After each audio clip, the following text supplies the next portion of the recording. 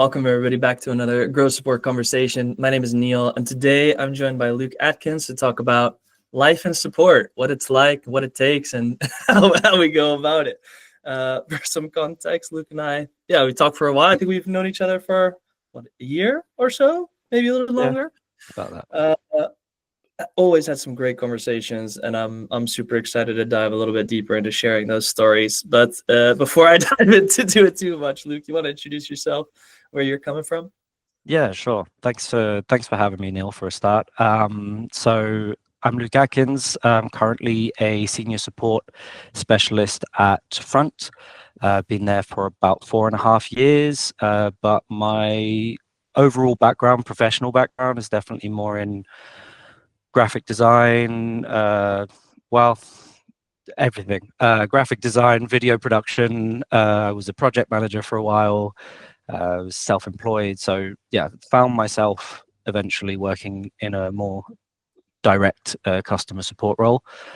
And that's me. I think it's super cool because you said you're self-employed. You were doing video production. You were doing drone video production, right? I was doing both. It was one of the biggest benefits of having the drone pilot license was being able to offer ground and air video. I love it. How did you make that transition how did you go from, videography to support? I mean, the transition it was more natural than anything else, really. It was I previously had a much more corporate role as a project manager and implementation specialist, and then I had always been interested in graphic design and video production, so I kind of just let everything go for a passion project. And then I spent about maybe 5 years or so working on that, working on pretty much everything from corporate branding, helping companies rebrand, and logo design, website design. I was mostly in the project management stage of it. A lot of the actual creative stuff I was actually working with my dad, as that's his bread and butter. And then bit by bit, the opportunity arose to in France. I'm based in France, and in France you have to have a professional drone license if you're going to sell any video product. So got that because we needed one, and it was doing it in-house was much better. And then that led to more video production, more video editing, and bit by bit. And then just life hit me. COVID came around. I had my first kid, and was time to get being creative is great. It's not the most sustainable and regular paycheck. And I had a bit of a realization of just, everything I'd done had always been customer focused, whether they were my own customers when I was self-employed, or if it was customers as I was doing implementations for my previous role.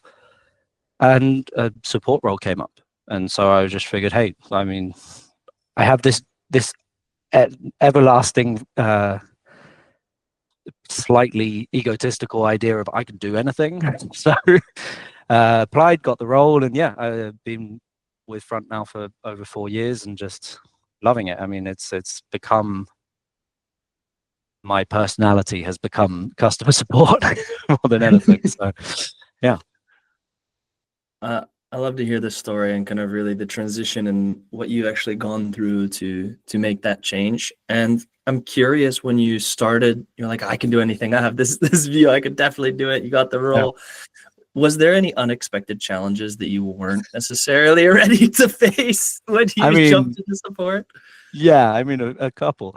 The first one, just from a lifestyle perspective, having a regular 9 to 5, Monday to Friday job. The creative side was definitely a lot more loosey-goosey on that level. But that was just an adjustment, to be honest. The biggest thing I think was to begin with, very much overestimated my technical ability. I went in thinking, yeah, I can do tech. Like I'm not a T2 TSE or anything, but there's a certain level of technical troubleshooting and whatnot that needs doing. And I definitely went into it thinking, oh, I know computers, I know tech, I'm good at this. And I'd say like the first month was this massive learning curve of, this is not the same level of knowing computers. This is actually helping people with a very specific thing. But yeah, I had a really good support system. Shout out to Maxime and Joel, who were and Haley, who were like my support structure in the first few months at front.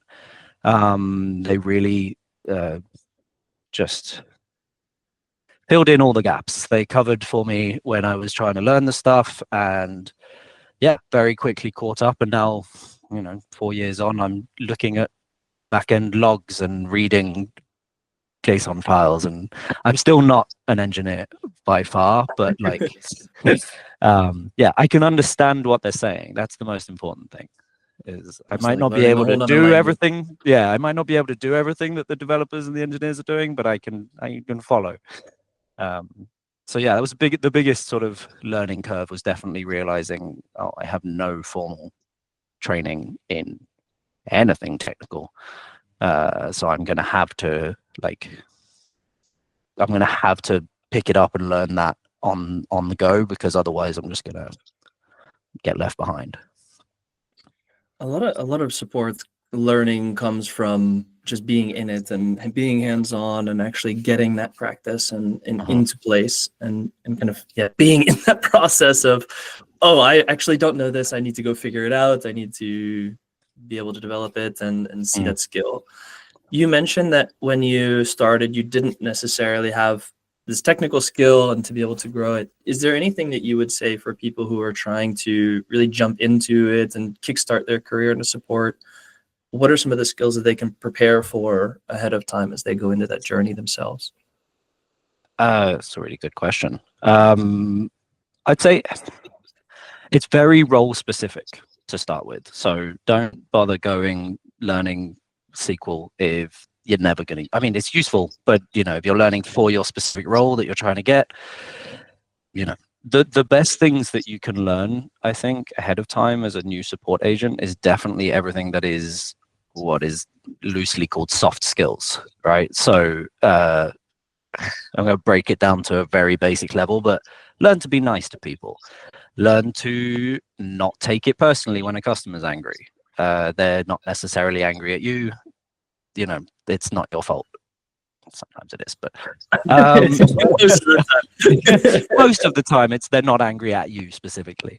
Yeah, things like all the buzzwords: emotional intelligence, empathy, all of that. Those skills are what take you from just a transactional answering tickets support agent to something a little bit more. And if you're looking to break into it, then definitely, like as you said, you learn these things as you go. And I think I definitely didn't consciously know these things before starting in like a specifically support focused role. But they were definitely they came very naturally to me from previous roles. And then when they started to form as actual ideas, it was like, oh yeah, I can definitely understand this, explain this, even teach this as new members join the team, because those are fundamentally, like, you can learn the technical stuff, and if you can't learn it, there are generally tiered systems where somebody with more technical knowledge is there to help you. It's very difficult to learn to be empathetic. You have to consciously want it. So yeah, the soft skills, I don't like the term personally, soft skills, because I don't think they're soft. I think they're very difficult, and I think they're very important. But the human skills are what people should definitely focus on, like, out the gate. I definitely agree. I think especially technical skills can really be learned and practiced and like more educationally trained in that sense, Mm. whereas some of the soft skills you need some either really dedicated focus and intention to develop them, or it's going to be very difficult to try and really prepare for those in a sense. And you mentioned soft skills. You don't necessarily like the term. When we talked No. before, you mentioned emotional intelligence as being one of the really key things that can make you successful in support. Can you tell me a Mm. little bit more about that? Yeah, I definitely prefer the term, just because, you know, we talk about IQ and intelligence, but there are countless different types of intelligence. You can call it emotional, you can call, intelligence, you can call it empathy, you can call it human intelligence, EQ, whatever it is. For me, it it boils down to, and this is AI aside, the majority of interactions in support are a human talking to a human. Right. And it gets very easy, especially in like the sort of role that I'm in, where things are on an email behind a screen, you don't see the person. It gets very easy to forget that and forget that you're having a real human interaction on both sides. But we can't control the customers. So they're kind of free to react however they want. And the most important thing is how we control our own sort of emotions about it. As an example, so like if you have, I had one a few weeks ago, a customer who is, they're not even reaching out about a problem, they're just angry. They're just frustrated and cross and want to blame someone and want to shout. Can't shout in an email outside of all caps, so that's what most people use, or they use unpleasant language or whatever. And it can be super draining, you know, to read that all day. Essentially what customer support is, we're helping other people with their problems. So you've got to have your own self sort of centered and ready to deal with that, otherwise it just drains you completely. And when this customer was reaching out, it was what I think the reason it stands out in my head is it's one of the first conscious decisions for a long time to, like, human to human, it's a human being on the other end. If they were stood in front of me, there's very little chance that they would actually act this way, so I'm going to pretend that they didn't, and I'm not going to take it personally. You know, I'm not going to cry myself to sleep tonight about this. I will have forgotten this ticket in 20 minutes, right? And that allowed me to essentially talk to them like another human being, like an adult, and to, you know, de-escalate the situation. And it ended up with them being very happy, very, you know, not very happy. They were still angry, but they weren't angry at me anymore. Yeah, and I actually do quite a bit of the training in the team, and one of the main things that I focus on, and just in general, like helping people with, is, you know, don't take it personally. It's not you they're angry at. Like, just repeating those kind of mantras the whole time just allows people to kind of step back and breathe. And when they can't, I see it as part of my kind of role to just say, well, give it to me. Like, we all have these empathy buckets that are fuller or emptier than others, and when yours is a bit fuller than everyone else's, yeah, you can share. So yeah, the the emotional intelligence thing, it's essentially, it's just another label for the same thing. But more than anything, I think, yeah, I don't want to go around in circles. More than anything, it's just remembering that you're a human, they're a human, and we just need to be nicer to each other, and everyone everyone is happier when that's the case. Yeah, I mean, I absolutely agree. I think that there are a lot of times, if I think back to when I was doing face-to-face support, people Yeah, actually in your face, people do act that way still, yeah, unfortunately. And also just it can be situational in the sense that it is just around the situation that they're facing, and it's not you. And when you do actually, some of the best interactions that I've had or left with were uh, us actually just kind of breaking that fourth wall and taking a step back and just be like, hey, Yeah. we're here, you know, like we're Yep. both in this situation together. We're gonna figure it out. And that's fine. And yeah, it is what it is. In some cases, we can avoid what we can. Some things are inevitable, but we're both human in this situation. Yeah. And sometimes the best interactions are the ones where you just kind of break that fourth wall or layer of Yeah. officialness and bring it into being a human experience. And some people, they recognize as well when we talk about empathy and stuff and making that human experience. When you said you have AI aside, Mm. sometimes even if you're not necessarily putting in empathy, you said you're going through you're going through a ton of tickets, just presenting facts is not enough in that sense, where it's not Yeah. human enough to create that experience that we would expect. Yeah, for sure. I mean, it's a two-way thing. The emotional intelligence. It's kind of like, you know, a shield and a sword. So you, the idea is you're protecting yourself. That's the, you know, don't take it personally, they're not cross at you side of thing. But you're also kind of protecting them, or killing them with kindness. It's like, again, examples of angry customers, like we had a recent redesign, UI rehaul. Obviously many people loved it, many people didn't. We in support only heard from the people who didn't, mostly. And so a lot of that period was de-escalating, explaining, and I found that I had a lot more success.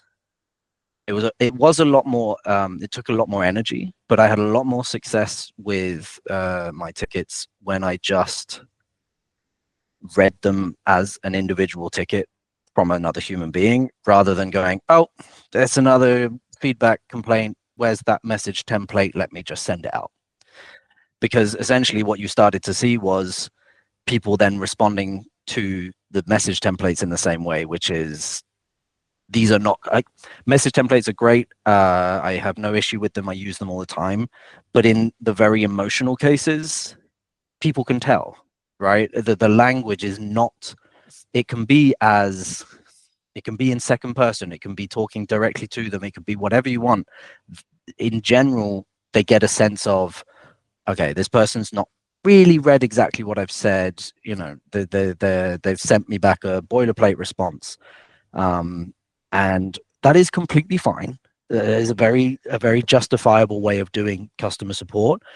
I just feel like taking the extra 5 minutes to, even if you write essentially the same message that's in the message template, but with your own language and a certain turn of phrase and a certain hint at what they've said, you know, they've mentioned a specific aspect that they don't like, rather than saying, we understand and appreciate your feedback. You've said, I get it. That's irritating. I understand. I felt the same way when it first came out, or I felt very similarly. And actually, it's one of my favorite phrases during that period was, actually, after the last few weeks of using it, I've come to prefer this new version. And it just de-escalated. Like, the number of tickets, as the sort of week went on, the second week of the feedback, I got into this swing of, it's basically like perfect practice for how to deal with angry customers, is just go through some sort of big change or feature release, and you're definitely going to get like a swarm of them. And yeah, and just over the few days that we were dealing with these, it drained me less and less, because I'd gotten past the point of the repetitive, you know, oh, another one. It was just back to the standard thing, which is, this is a ticket from a person who has an issue. And yeah, and just being able to then break things down and actually like answer their question, essentially, even if their question isn't really a question. It's funny you say that, because I literally just had a conversation about customer education, and the exact same phrase that you just said, like, over the past few weeks, I've actually come to prefer this one, Yeah. is exactly what Alison Gross just said as well when it comes to a redesign. I think it's perfect. I think it's wonderful that you mentioned that. one of the ways that I really like to try to frame this for me, when you say, it's just a ticket, it's another person reaching out, it's this. One of the ways that I think about it is, we work with customers and hundreds of customers probably every single day, and every week in that sense. So for us, it becomes routine. It's another thing. It's, continuing to be this. We get used to the language we use. We get used to the features we use. And it kind of can become this treadmill a little bit. And in some cases, when the customer reaches out from their side of the perspective, it could be their first time reaching out. It could be their only time reaching out. It could be the one time that they're going to interact with you in a span of months, or in a span of their entire customer journey in some cases. Yeah, for sure. So for them, that response and that experience really matters, where for us, it's just another thing. It's routine. But for them, it can be a make or break part of the experience. And I think that perspective, what you mentioned, it's a two-way street, is really an important one as well. Yeah, for sure. My one of my biggest both pet peeves and like pet projects is the first reply. So being able, it's a big topic, but to boil it down to what you like in terms of what you just said, whether it is the first time they've ever reached out to you, the first time they've ever communicated with you as a person, or you as a team, or a product, or it's the 15th time they've reached out to you that week, but it's on a new thread, that first reply that you're going to send them is 70% of the work, right? It's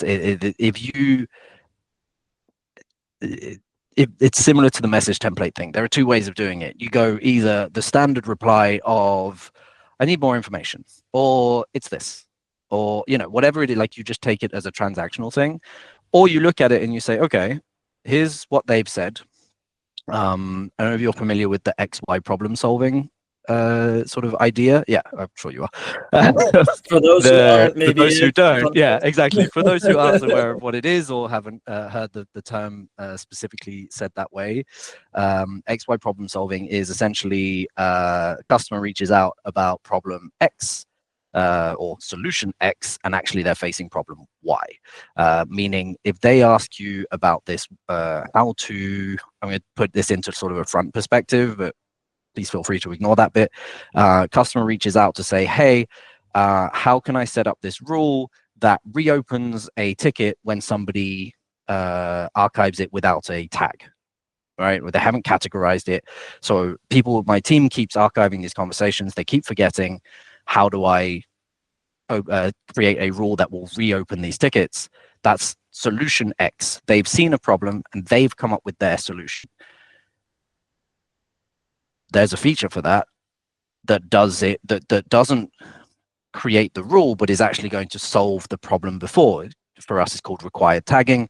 If somebody tries to archive without the tag present, it's going to stop them from doing it. That's a very basic example of the principle, but essentially the idea is to read between the lines and say, okay, you're asking me how to do this XYZ, but actually your problem is a completely separate thing. And maybe, not always, but maybe there is a better way of doing that. And first reply, the sort of art of first reply comes down to that reading between the lines. Obviously, sometimes customers just reach out with no information, and you have to, all you can say back to them is, I don't know what your problem is. Please give me this, this, and this, or please explain better or more. But yeah, in 9 out of 10 cases, you can answer their question, anticipate future questions, and provide that information. So that's kind of moving into a more proactive role in support. And you can read between the lines to either figure out yourself what it is they're actually trying to achieve, or guide them to give you that information. We see it a lot as well with analytics cases, when people are asking about their metrics and their data, and they're kind of like, oh, it's all wrong. And you're like, yes, but what are you trying to do? What is the, you keep saying the metric, this specific reply time is wrong, but you're not you're looking at how, you know, your team is performing. Reply time is an external, like, I'm trying to keep away from the specific details, but yeah, figuring out what it is they're actually trying to do from the start, rather than tunneling down one specific thing because they've asked you for it. Going back to the idea of like the rule request, say they ask that and you say, yeah, absolutely, here's how you do the rule, and they get the rule and they set it up. First, you have to make sure they've set it up correctly and that they followed the instructions and that your instructions are clear. It's a whole business. And then they come back to you, and they come back to you like a week later and say, hey, this didn't fix it. You told me this would fix it. No, we never That's did. But not the right their solution. understanding is we have validated that solution by telling them how to do it. Whereas if from the get-go you say, here's how you could do it, but it sounds like you're trying to do this, in which case you should probably do this second option. It just works better. It leads to faster resolution times, less responses to resolution, happier customers, if I'm being honest, because you've shown that you actually care and think about their, you know, process. And for me, it also, it scratches an itch in my head on repetitive work. It's like I get to do some problem solving rather than just troubleshooting, and it just, yeah, it keeps you sharp, right? We're in a transactional role, very reactive, and essentially even if you tackle them ticket by ticket, you're taking like just one little specific thing, figuring out the answer to their question and sending it to them, right? Whereas if you're thinking about the workflows that they're trying to do, it puts you in a very different mindset where you can even sort of, sometimes it triggers something where you're like, oh, actually, we do that internally and we have a solution for it. I'm going to tell them that. And you say to the customer, hey, we actually had the same problem a few months ago. The way we fixed it was like this. And suddenly you have a human interaction, a human conversation. Or the opposite, you go, we have that same problem. How would I fix it? We don't have a solution. How can I fix it? And you get both. You get a solution for them, and you can then bring it up to the team or your manager and say, hey, this came up, here's an idea. So yeah, it's just, I don't like general terms like better, but for me, in my opinion, it's subjectively better to spend that time on the first response than it is to go for as fast as you can, 300, like if you take the same amount of time to do one ticket as you would 5, but it's really, really good, and the customer maybe has one additional question or they just write back in to say thank you, that's worth it for me. It happens way more often than people I think recognize. That customers actually think that they want a certain solution, but realistically there is a better option entirely for what they're looking to do. And that's right. I think that education piece and really taking the time to understand and read between the lines is really important. We talked about a lot of the skills and the things that it takes to get into support and to really be successful while you are there, and things to think about while you're going through this Q journey. And I'm really curious for people who might be in that journey, similar to yourself, how do you think about growth and development and progression as you go through this journey of support?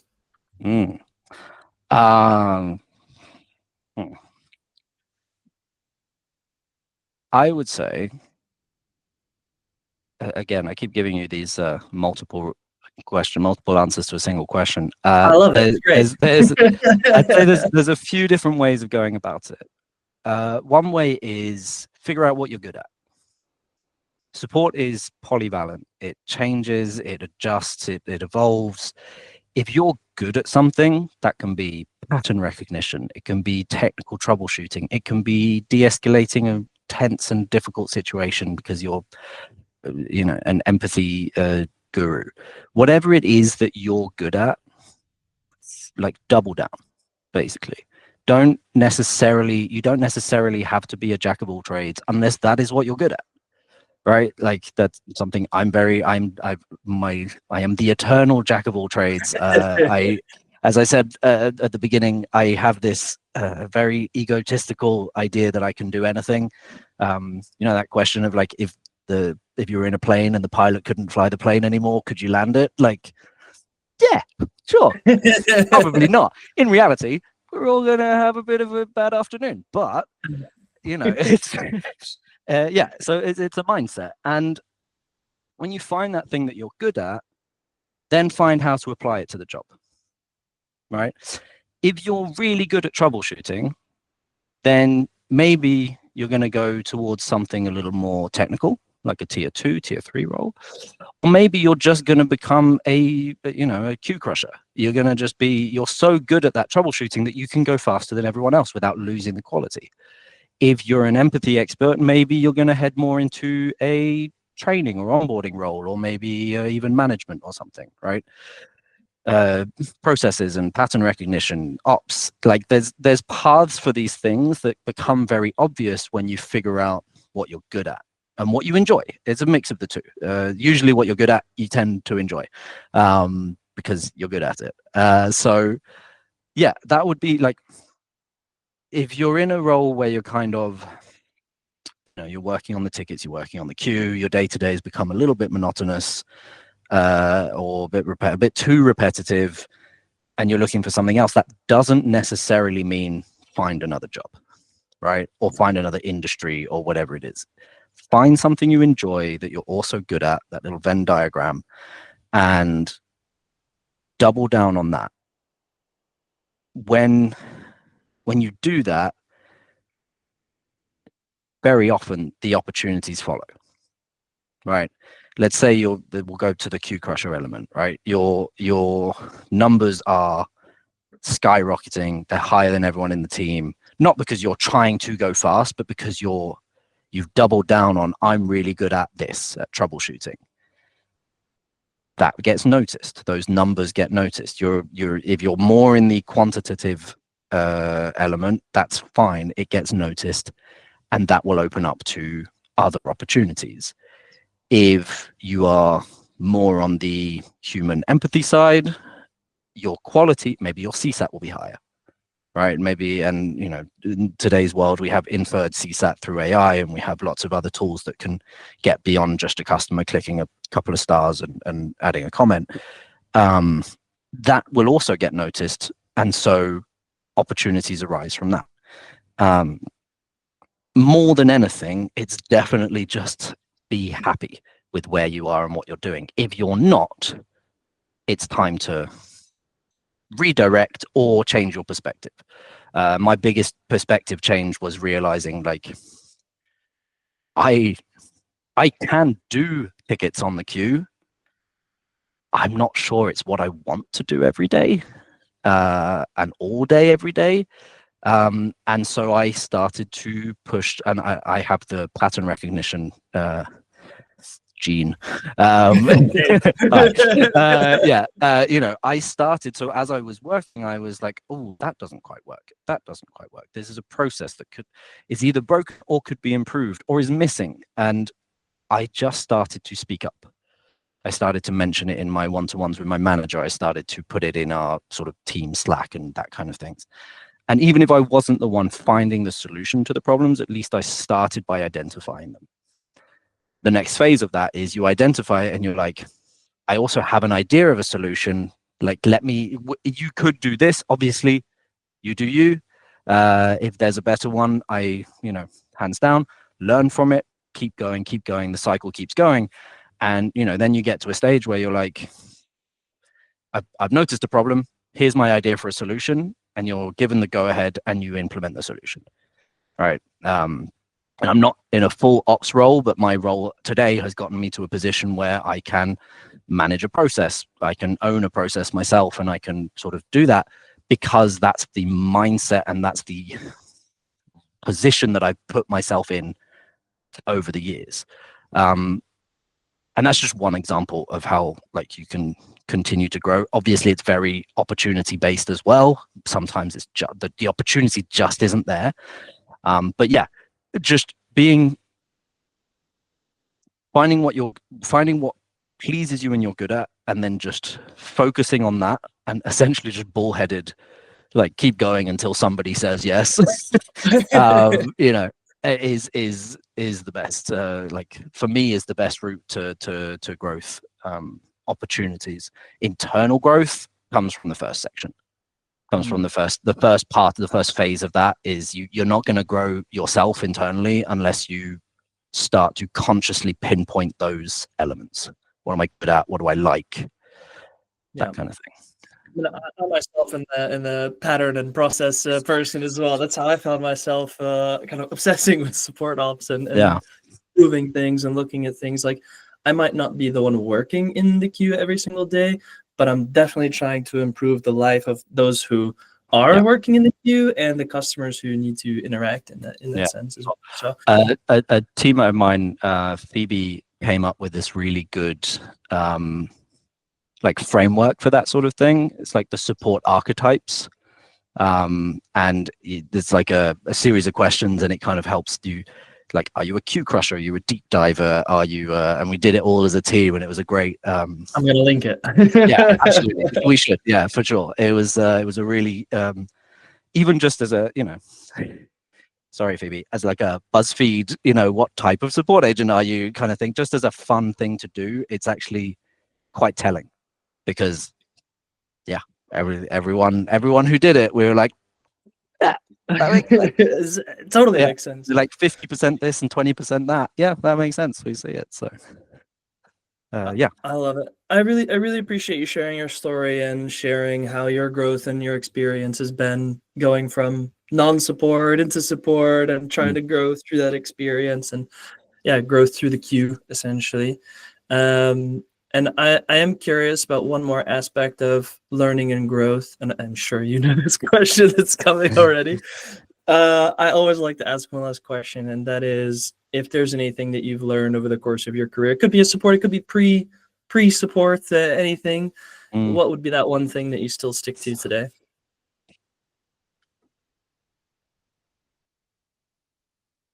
Lead by example.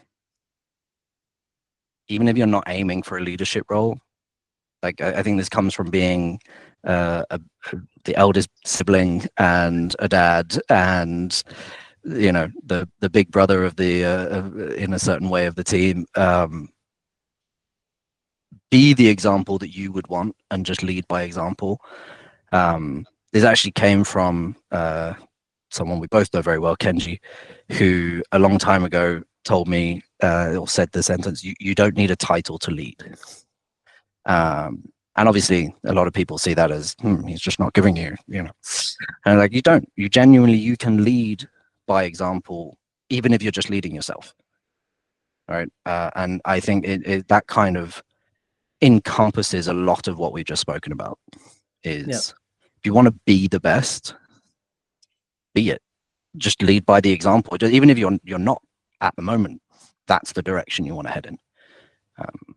So yeah, lead by example. And it's also kind of like the old dress for the job you want kind of thing, but exactly, much more emotional sense of the word in that way. And I really appreciate that sentiment as well. That's you don't necessarily, like, you can be a leader without that level. And I get all of the practical things around it, but even within a team, and even within an environment in which you have the opportunity to do that and show up. It's like what you mentioned, double down on the things that you're good at, really show people what it's like. So I really appreciate you sharing that. Thank you. For those who want to continue the conversation, is there a best place that they can reach out to you and continue that? Yeah, for sure. LinkedIn. I'm not on any other social media. So LinkedIn is the best route, and I'm always open to chats and communications and just people even just reaching out to say hi. So yeah, for sure. We'll link it because I don't actually know. I don't know my username off by heart, but yeah, put it in the description. I'll do it. Awesome. Thank you once again for sharing your story, and I really appreciate the conversation. I think it's been a wonderful one. Yeah, cheers, Neil, and thank you. I'm glad we finally took the time to do it. Yeah, it's super exciting.